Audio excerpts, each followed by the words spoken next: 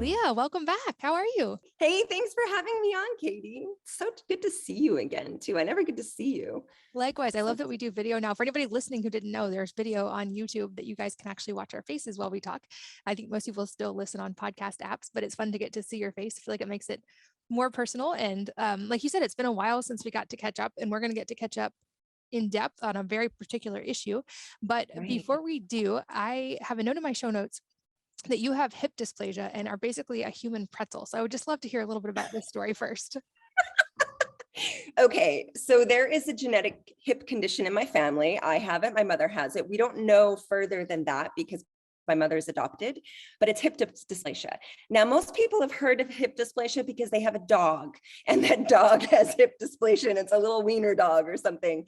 And so the people that have heard about it are like, yes, my dog has that. And no, I'm not a dog. But yes, that disease does happen in humans, but there's two types of people that it's really common in. And Native American, Cherokee Indian, and the Sami, who are in Norway, Finland, and Sweden, and they're the reindeer people. So, and I absolutely come from, I'm Nordic, so it's absolutely coming from the Sami. And they have so much of it. It's been written up in National Geographic and stuff, so you can Google it. But basically what it means is my hips pop out of socket. There's about this much room in my socket that's just open. So I can just pop it out of socket whenever I want. Now, when I'm running, that's bad because it doesn't feel good. But the cool thing is it makes me very limber. If you can imagine me being pregnant, like 9 months pregnant, and being able to put my foot back here when I'm stretching, like personal trainers freak out when they see this, right? And it's totally cool for me. So I'm very flexible, and I can make myself a pretzel by putting both of my feet here. But if I do it, if I get the second one up, I just go forward. So the only place I want to do it is in the bed because, I don't have I just look like a funny toy when I do that. But it is very interesting and funny to talk about. But yes, I can put my feet right back here and like a human pretzel. Absolutely. That is funny. And one of my Nice to say. And if no one has known me, then now they're just going to know that I'm Leah Segedie, the human pretzel, which I find amazing. well, and one of my favorite travel memories of all time was actually visiting northern Finland and getting to meet the Sami tribe. They are some of the most fascinating people I've ever met, and absolutely beautiful the way their lifestyle is. Very different than mine in a very warm climate, and it was so cool to see. So that's cool to know that you have a tie to them as well. Yeah, I have a tie to them, and then, but I have more of my relatives that I know that are in Sweden, but they're more in the city now, and Bergen in Norway too. I have a lot of relatives that are in Bergen, which is really cool to visit because the fjords are just amazing. You have to go there once in your lifetime. I'll put it on the list, and I feel like I could talk about that all day long. But we also have another important topic that I think will be really relevant to a lot of people listening, even if they don't realize it's going to be so relevant to them.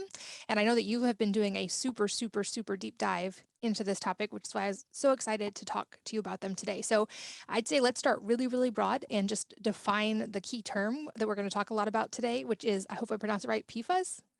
It's called, well, you can refer to it as PFAS or PFAS, but PFAS is probably what you're going to hear most people say, PFAS. So it's just an abbreviation, and they're just putting it together.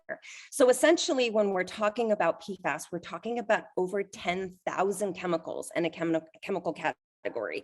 And they all have fluorine and carbon in them, and they're a bond. But you've heard of these chemicals because it's all the stain resistant, waterproof, grease-proof chemicals that we have been kind of swimming in for decades. Now, these chemicals used to be thought of as safe, inert, like okay. But in the last couple decades, we found that they're persistent, which means they don't go away. Scientists don't even know what the half-life of these chemicals are. That's why they're referred to as forever chemicals. These forever chemicals can last in your body for a couple years or decades. They just really don't know the extent of all of it. And why? Because there's 10,000 of them, and the independent scientists who were coming in the back end trying to see if they're safe. It's been a lot of bad news. So if you've heard about carpet not having PFAS in it anymore, or clothing companies coming out and working on PFAS solutions, or if you have thrown out your Teflon cookware, That's another example. Those are all examples of PFAS chemicals that we have had in our lives for decades. And now we understand how incredibly problematic they are. So what I'm doing right now is, and through Momovation, is really trying to build up some awareness around women so that they know what to look for and know how to avoid them. And the hardest part of this situation is it's impossible to completely avoid them. You would have to live, you couldn't even go to, Iceland or where the polar bears are, you would still find them there. So you literally can't avoid them. That's because they're persistent and they get everywhere.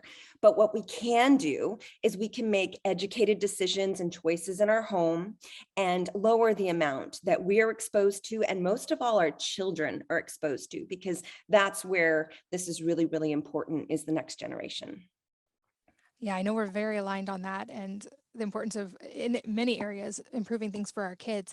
What are some of the problematic areas we see when it comes to these and health? I know like we're still doing research on this, and like you said, a lot of this research is only in the last couple of decades.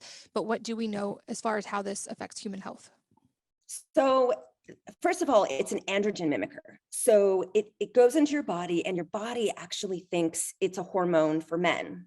It thinks it's testosterone, so it thinks it's androgen. So for boys, little boys and men, this is worse than for girls. It's really bad for girls, but it's worse for men. So just think about it in terms of that. You don't need extra testosterone in your body, but if you're a man and you get extra testosterone in your body says, okay, done, I've produced enough. And so for a man, it brings down your testosterone, which is something that's really bad if you're trying to have a baby or you're trying to reproduce. The other thing that it does that's really problematic, that's linked with everything else, is it kills your immune system. Essentially, it brings down your immunity. It brings so that you cannot fight off diseases. Now, here's an example of something of how this is happening. Now, I don't know how many people are pro or anti-vaccine or whatever, but what I will say, and this is very, very, very sound science, that the more PFAS you have in your system, the less likely vaccinations will work inside your body, because it's bringing down your immune system. Your body just can't do it. So that's some of the stuff that they're finding, within the last 3-4 years, is they're looking at babies and how babies respond. And I don't know if they've done this in adults, but they've definitely done it in children. And they know that the more you have in your body, and remember, this can happen in utero because you're pregnant, the less likely you can respond to something like a vaccine or any other type of medication that's like that. So it's supposed to bring up your immune system. So that's one thing you really want to be careful about. They're also linking it to metabolism issues and type 2 diabetes. So they're linking it to type 2 diabetes, especially in women. So there's a lot of women walking around who are having issues, and it may have something to do with the amount of PFAS that they have in their system. And then, of course, cancers. There's a lot of cancers this is linked to, like prostate cancer and those kind of things, which makes sense if you realize it works like a synthetic androgen in your body. So that's kind of the totality of it. The problem that we're really, really dealing with is, what's happening to us is also happening to the earth. It's persistent out there. It's getting in the soil. It's getting in the groundwater. It's getting in our consumer products. It's getting in all sorts of things. And so to be mindful that this is out there, but not petrified, right? Because you don't want to stress yourself out to the amount that you're making yourself sick, right? But in the world of, these are chemicals that I want to avoid, this is a 10 and this is like a 3, PFAS is higher up there. It's more of an 8, 9, or 10 is what I would look at first before you decide I don't know, if you're worried about something like sodium benzoate in your shampoo versus PFAS in something, don't even worry about the sodium benzoate. You know what I mean? Like those types of things. That's a bigger class that you just want to avoid. Yeah. Yeah, so many important points I think you just made. And I think one I would just highlight is whether people are in favor of vaccines or they're not, I think that's its own separate conversation. But the important similarity there is that in both cases, whether you're talking natural immunity or vaccine immunity, you need a functioning immune system to create that effect. And so I feel like that is actually a commonality. It's so easy for that to become a polarizing issue. But in both Yeah. cases, it's like, how do we support the immune system in natural ways in either of those cases? And that's something we can actually all agree on. And so this Yeah. is a piece of that puzzle. And I think of a lot of similarities with like other like plastic type chemicals, for instance, as well. These are very problematic. They've now saturated the planet. They are storing in our bodies, which also brings up the question, how, if possible at all, do we get these out of our body once we've been exposed? You can't. Well, here's the hard thing. It builds up. So it's one of those chemicals that we don't have any proof of anything being able to take it out of our body. That's the hard part, right? And that's the absolute truth. If people tell you the opposite, I don't know how supported that is by the facts, right? So this is one of those unique chemicals that doesn't operate like other chemicals. You know, a lot of these nasty persistent chemicals are trapped in fat. So if you can pull it out through the fat, then you can pull it out of the body. This is repelled by fat. So it just really operates very differently in your body. And the answer is they just don't know. So what the best case scenario is right now is to avoid it as much as you can. Choose products that don't have it. Be very careful of it when you're pregnant, which is and then when your children are about 5. And so up until that, that's when you're just, you know, looking for it, avoiding it. After that, you don't want it. But of course, you know, hormone disrupting chemicals are worse during hormone changes during the body.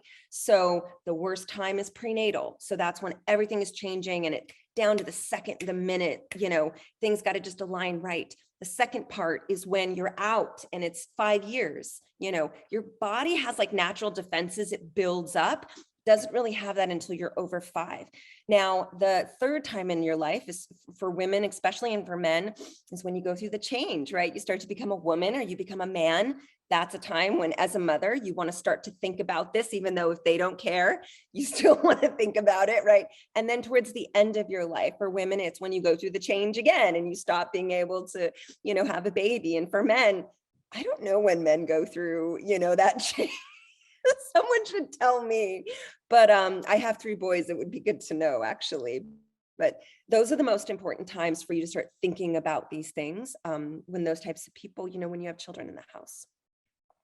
Yeah, and I think the balance, like you said, is important. Like avoid it whenever possible, but not to the point that it's causing stress, which we also know is extremely harmful to health. And then from there, I always think of, especially when we're talking about chemicals that we don't actually know how to get out of the body, it's like support the natural detox pathways in any way possible, and then try to keep a balanced stress level and not be it stressing about it beyond that. So I'm a big fan of things like sauna, just basic hydration, eating foods like green leafy vegetables that bind to excess phytoestrogens and other chemicals in the body. And then, And poop, right? Because all the bad stuff yes. comes out when you poop. You want to do that, right? I'm talking about poop in this, and poop and PFAS is hilarious, but we don't know if it comes out. I mean, we just, you know, they haven't done studies on that yet, but I think it's because they're so overwhelmed right now trying to figure out the ins and the outs of all these chemicals. You were saying something about plasticizers. Ironically, it's also a plasticizer because there's a whole category called PTFE, which is on those Teflon pans, which is kind of like, which is a polymer. And ironically, you know, when I do testing, there are no tests to find all of these polymers. So when I'm testing for these chemicals and I'm looking for over 10,000 of them, the kind of testing that I'm operating is more of a spot check. It's looking to see if these chemical elements are there. It's not telling you what specific PFAS it is because it's impossible. There's only about 90 chemicals you can test for at a really good commercial lab. Most of these labs that you can test for will only be able to test for maybe 16 to 30, but it's in a university lab, they can probably find about 150, but that's it for compound testing and finding out exactly what it is. The other option is what you see a lot of NGOs doing and us doing is we look for fluorine in any product, right? And so then you operate another test that pulls out the fluoride from the fluorine, which is the natural and leaves the man-made. And we look for something called organic fluorine, which is not a wonderful thing. When I say organic in terms of chemistry, it doesn't mean the organic standards. No, it kind of means the opposite. It means man-made. So I'm looking for the man-made fluorine. When you find that, there's kind of only 2 options. One is PFAS, which it's very likely to be. The other one is fluorinated pharmaceuticals, because 25% of pharmaceutical products are all fluorinated. So those are the 2 things that I could be finding. The testing that I operate is a really high test. It looks at 10 parts per million. Now, even though I'm saying parts per million, and that is really tiny, it's actually a larger amount, because when they're testing in water, they're looking all the way down in the parts per trillion, which is like a drop in 3 Olympic sized pools, right? And so mine would be maybe a drop in a regular pool or something like that, right? So we're looking at far larger, and we're not looking in water, we're looking in consumer products like personal care, anything that can be burned, essentially, because that's how the test is, burns things, you know. So if it can't be burnt, we can't use that testing method. Then there's other things we can look at, but it's also really difficult to find. And you know, the devil's in the details. If you can't find it and isolate it, then can they regulate it? I don't know. So that's where I feel like I'm kind of standing in the middle here. I'm sending a lot of products off to the lab, and I'm starting with products that we would purchase that would be natural, you know, sending those off first as a confirmation, because my audience wants to know about the things that they're already purchasing first, and then they want to know about everything else. And you would be kind of surprised in the natural industry how much of this chemical we are going to find.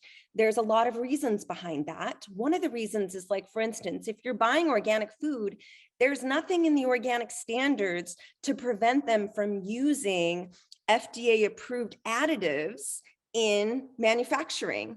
And they don't have any standards behind that. And I just confirmed that again last week, because I was, you know, emailing them. I'm like, oh, can't find anything in the standards. And they're like, it's not there. And they'll say to me something like, well, you should, you know, pressure the FDA to take these out of, you know, as approved indirect additives, instead of coming down on us. And I'm like, oh, I don't know. I think you should probably fix this in the standards. I just think you should. But that's just my opinion. So it can be in anything, essentially. So, and if you take a look at the FDA website on what is approved for a food contact type of substance, there's a lot of polymers that are approved, polymeric PFAS. So that means these are PFAS chemicals that are made up of all these different types of monomers. So it's like, it's a PFAS made of PFAS, and also, but it turns into like a plastic, right? So we're going to see this probably, I'm thinking, since there's so many of them that are approved by the FDA, that's probably what we would probably be seeing in food, you know, type of manufacturing. I've never been able to isolate and find it because those tests are just not available.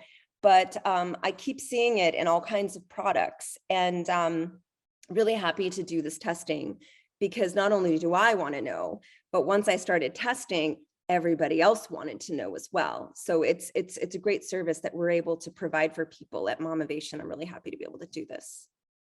Well, and I'm going to go line by line with some common products and like go through what you found in the testing. But before we get into the more detailed part, I would love to hear, what are some of the common sources in the home environment that some people listening, especially a lot of people listening, are already more naturally minded, like your audience as well. What would be some of the common sources, and how can we start to avoid it in the home? Right. So the number one place is going to be, you're going to eat it and drink it. That's where they still think you're getting the vast majority of this is. A lot of this would be cookware. So if you have Teflon based cookware or non-stick cookware at all, I would avoid that. Obviously, I know you've got great content about that, and I've got content about that, but we're kind of shoving you guys off of nano-based cookware and non-stick cookware. So that's one place. You also want to look for it in your small kitchen appliances, because you will find it in things like air fryers. You'll find it in things like toasters, and it's not on the food contact surface, it's outside. And the crazy thing about that is, if it's on the walls on the outside, if it gets too hot, it can disperse into that air. So it's still kind of an issue. So we're right now working through those products for air fryers and all kinds of different things. I would just say, call up the company, look and double check to make sure that they're not adding anything to these products on the surfaces. Definitely not food contact. Food contact would be first part, but that's what I'd look for. Food packaging is another issue. things that we don't think of, like parchment paper. I found it in parchment paper. So there are some parchment papers that are made of silicone, and there's some parchment papers that are made of PFAS. And some of them, sometimes they'll tell you, but you got to be looking to see which ones. And just to kind of help out your people right now, because I know that you're going to ask me which ones are safe.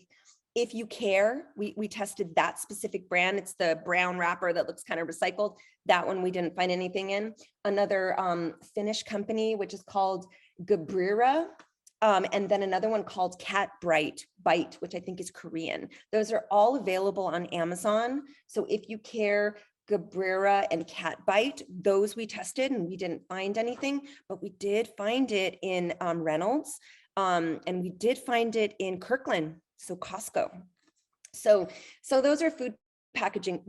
But here's like a lot of times when you are going to get this in your food packaging, it's going to be more of an issue of I went out to eat or I'm using something that's processed. So the answer is the more you can cook from scratch at home, the more you're going to be able to get rid of these contaminants without even knowing about it. Because a lot of times it has to do with the processing of the food somehow and how those chemicals, be in polymers or whatever, are getting into everything. So the more you can cook on your own, again, I think that's probably something that you love to hear. The more you can cook using ingredients that you know about, the better off you are.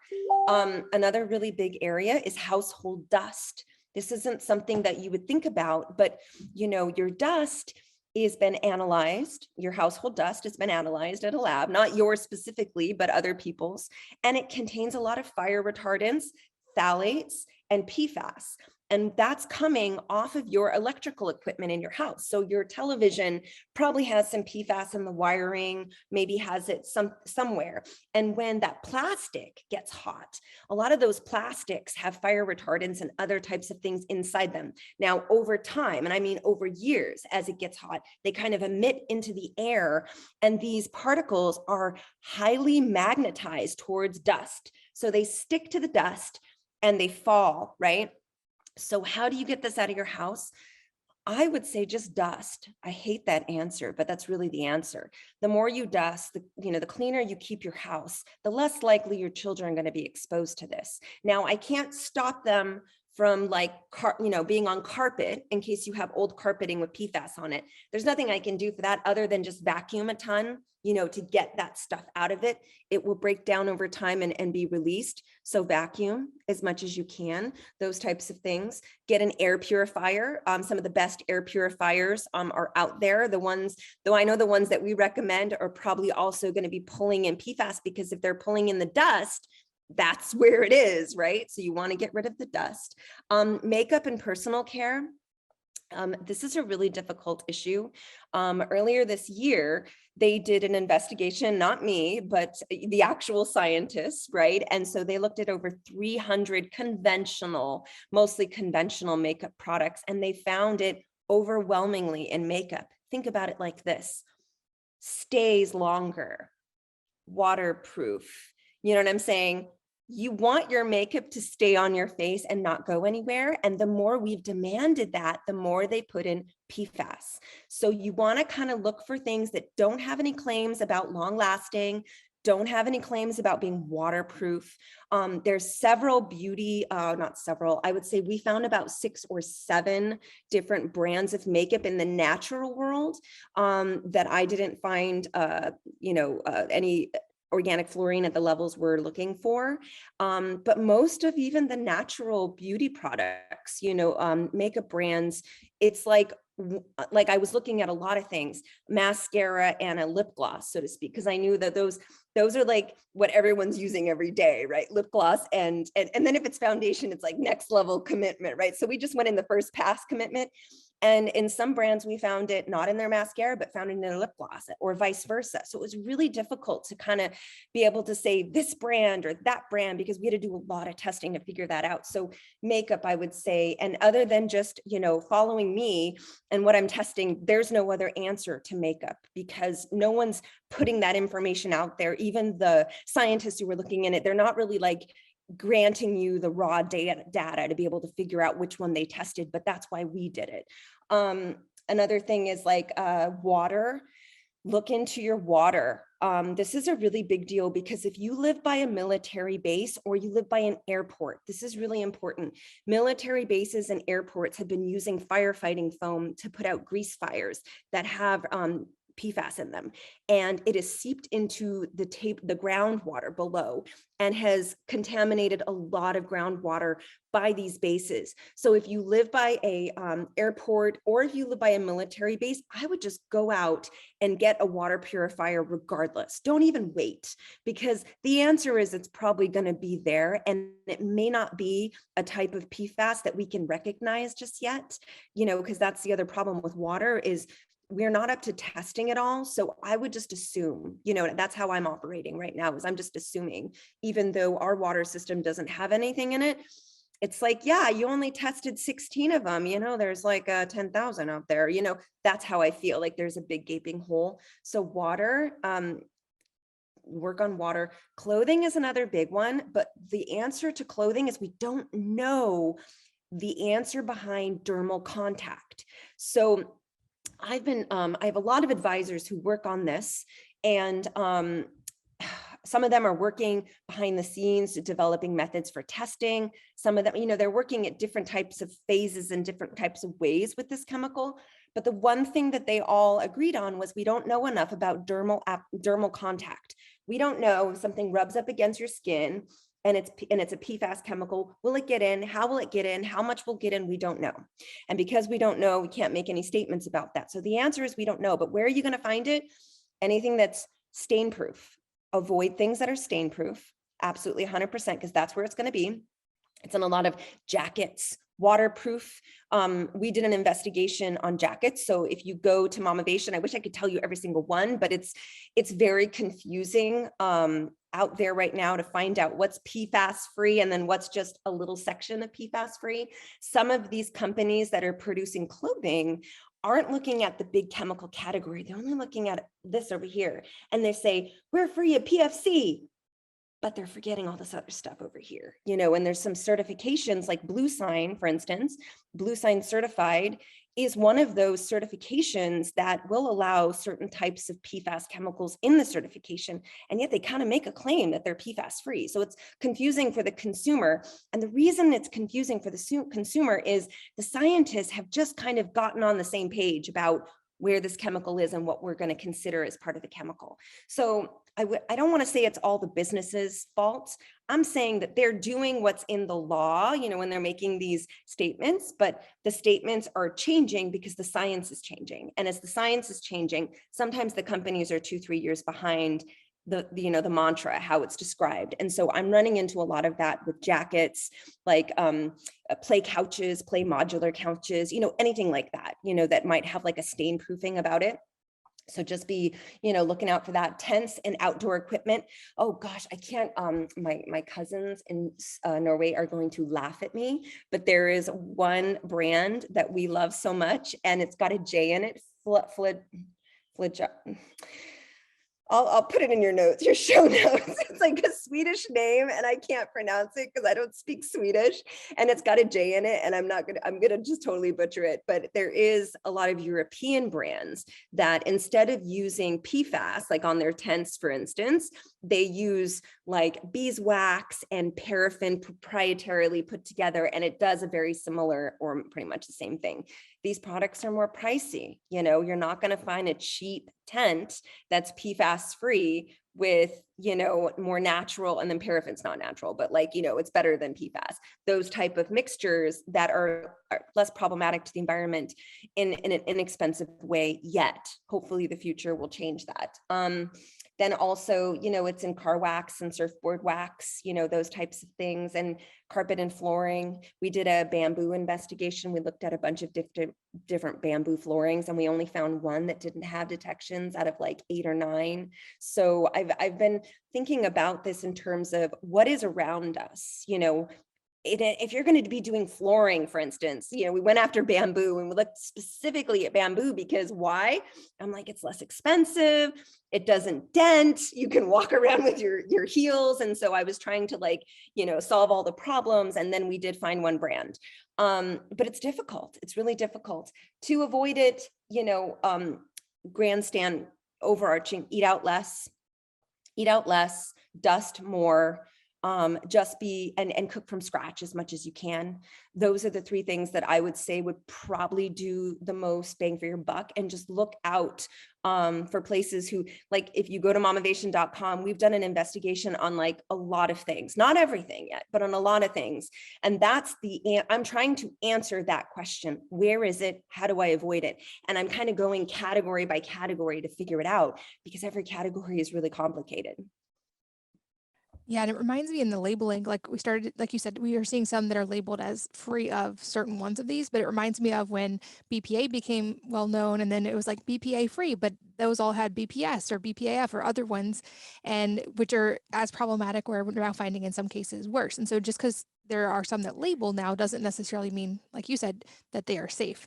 And I know from your site, you've done investigations into all of these different types of things, and you gave us a household overview just now, but I would love to go through some others that are especially probably applicable to moms. So Yeah. I cringe to ask, but the first being, what about like athletic wear, like yoga pants?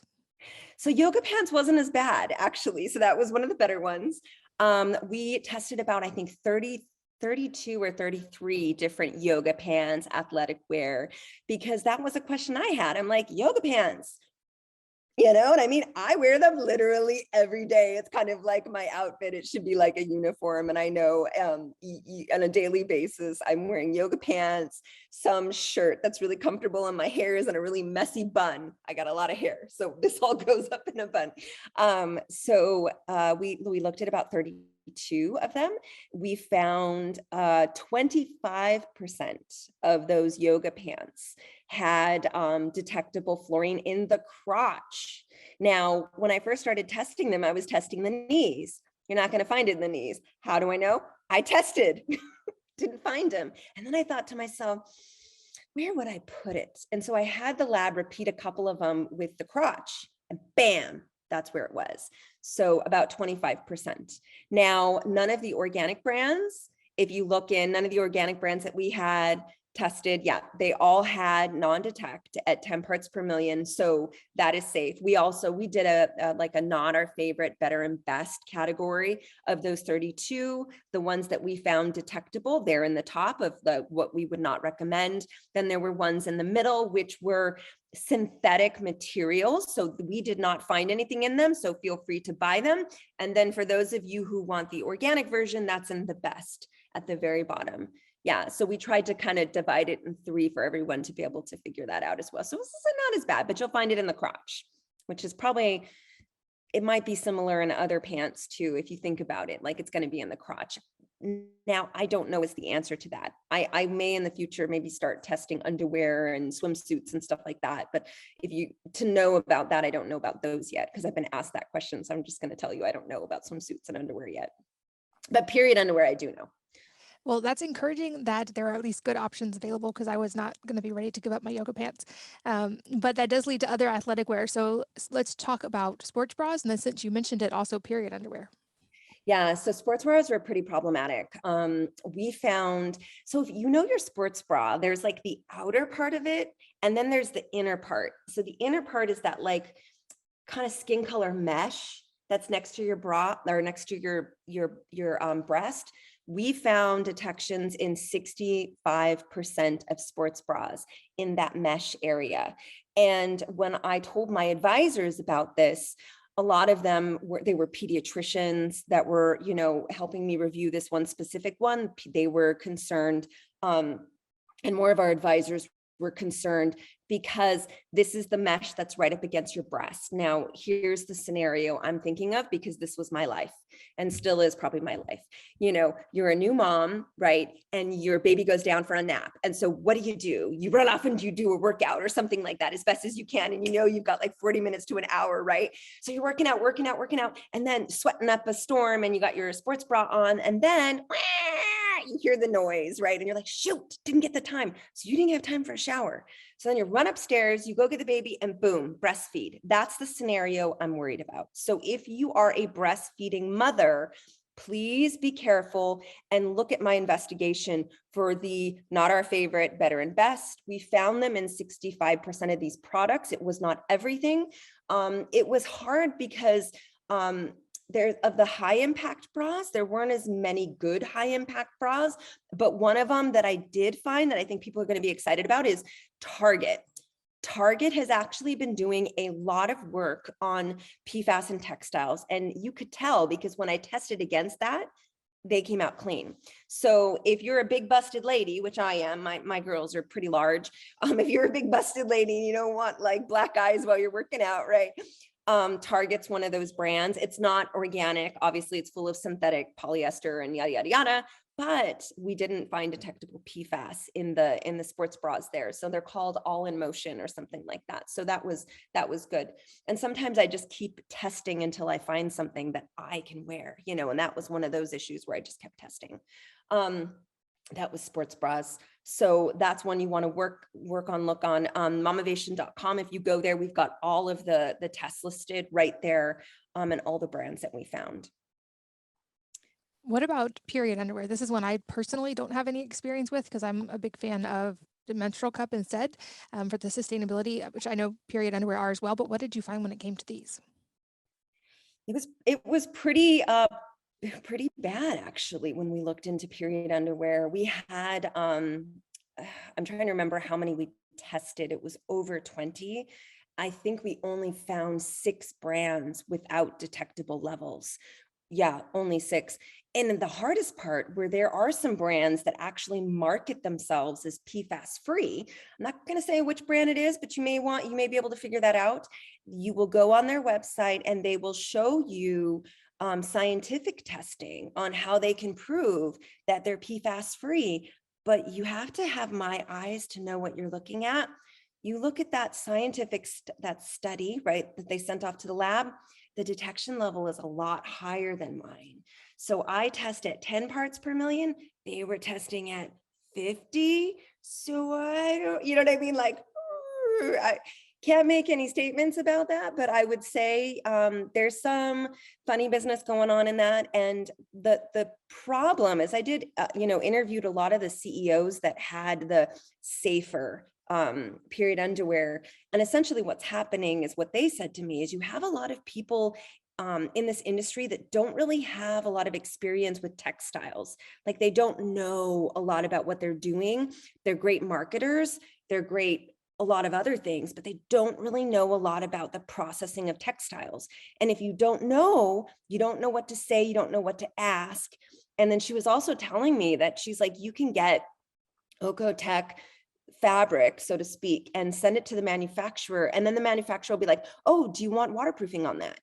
And they know that if you put that on, it destroys everything, like all the accreditations and all that stuff, but they offer it anyways. And so, if you're someone who doesn't understand the textile industry, you may fall into that category. So what I found in period underwear wasn't levels that looked like there was a few brands that had levels that were really high, right? I would be like, whoa.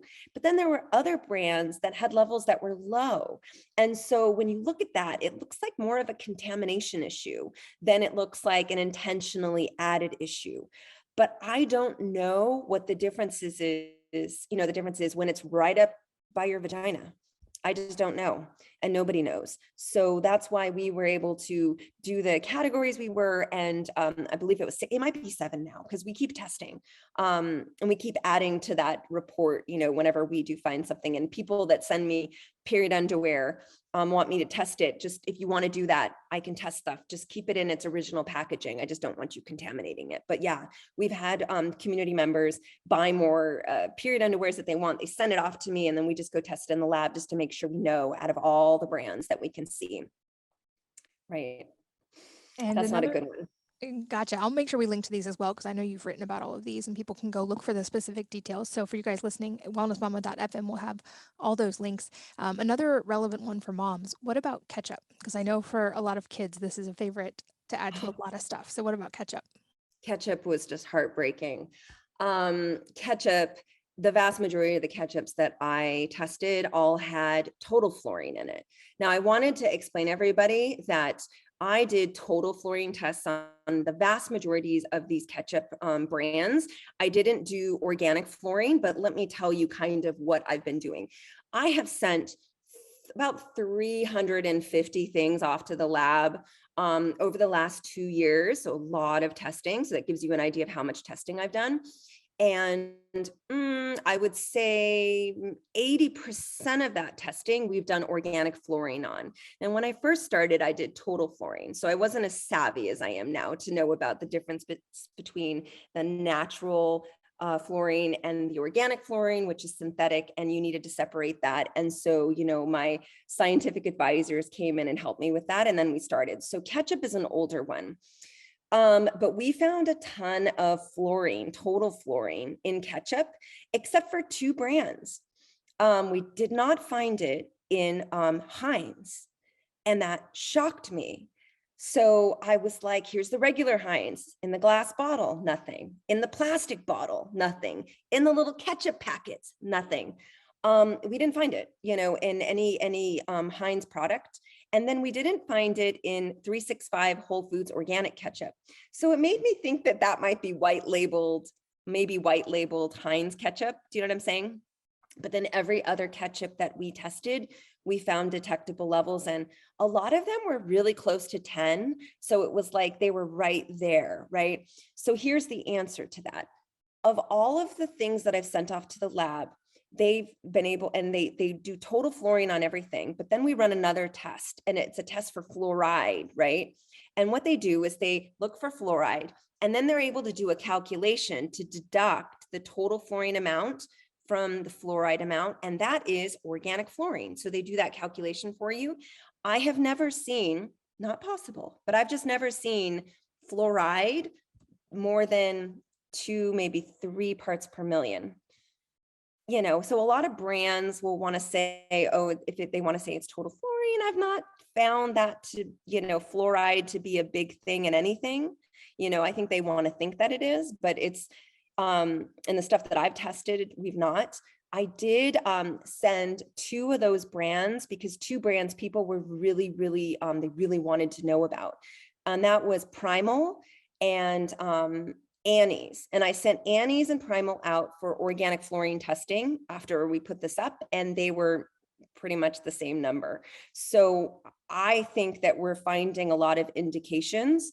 That's the one where I have to say, read it, but understand the testing isn't complete. And I do plan on updating that particular investigation, adding more brands and doing the whole shebang. It's just probably not going to be until next year sometime, right? And I want to give these brands some time to work on it.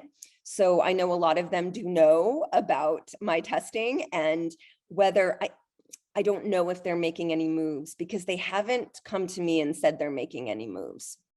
So that's unfortunate, but I will say in other brand or other industries, there's brands making some pretty hefty moves here.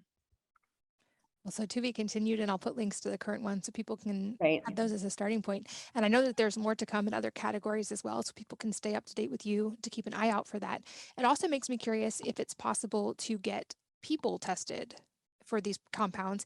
And I also wonder, like, is there even if you're going to weigh the risk and benefits, is it even worth doing if we don't know how to get them out of the body and we know it's good to avoid them? Like, is it worth testing if it's even possible, or is it better just to know that they're bad and avoid them?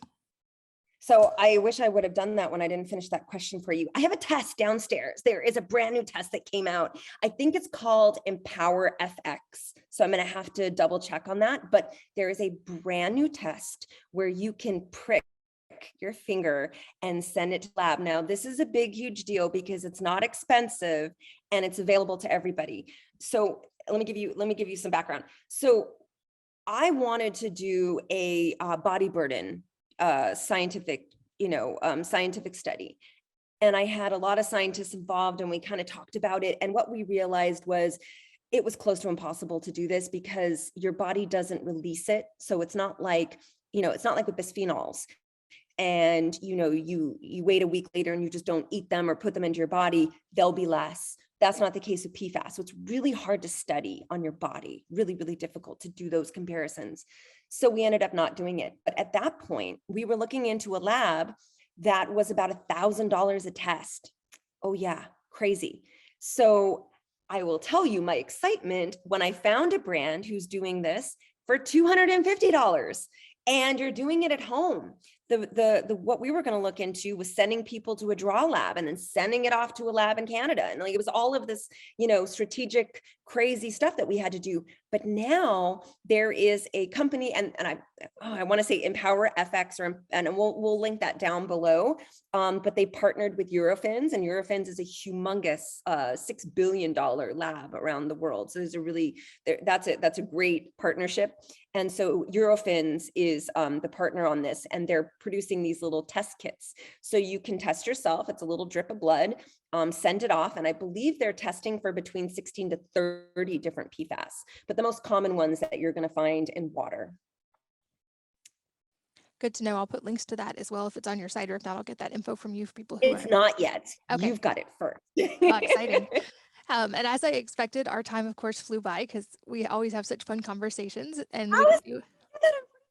Oh my gosh.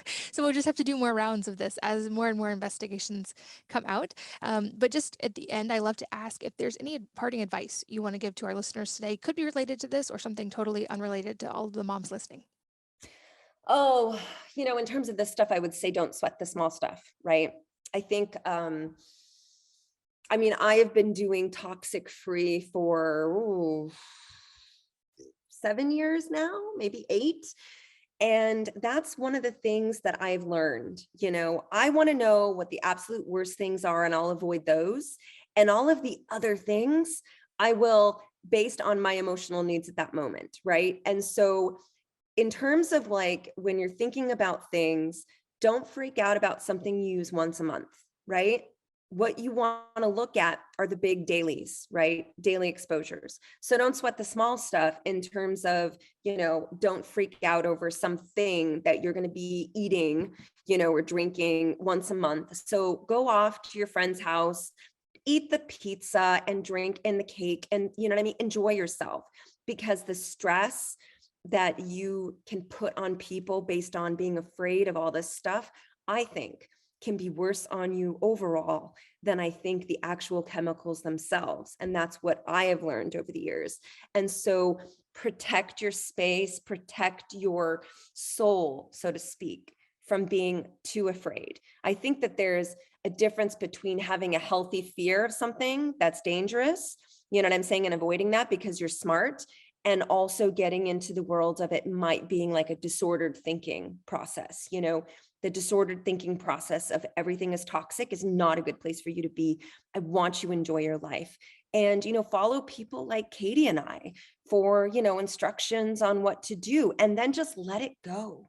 That's my advice is, control what you got in the home, go out and explore the world and enjoy yourself, and try not to let your craziness sink into other places is my best advice. And then just, try to stay abreast of this. But, this is one of those issues where people are not really contacting their elected officials about this. And I know there's a lot of people, specifically in like Republican districts and stuff like that, they're not hearing enough from you, because they would be doing more if they heard from you. And I really feel like for a lot of women who are living in Republican congressional districts and stuff like that, call them, let them know you're concerned about this. Let them know that you care, and you care about them. Do you know what I'm saying? If you're voting for them and this is your issue, make sure that they know that this is important to them. Because I used to work for elected officials many years ago. And I will say that when the women start calling up and when they start pushing and bonking on the doors, they got their little strollers and stuff, you're in trouble. It's the senior citizens and the moms, and you don't want to piss off either of those groups. But, this is just something that your elected officials need to hear more from you on, because there's a lot of states. And when I say a lot, I mean a lot of states right now that are considering like 200 pieces of legislation on PFAS. They need to hear from you.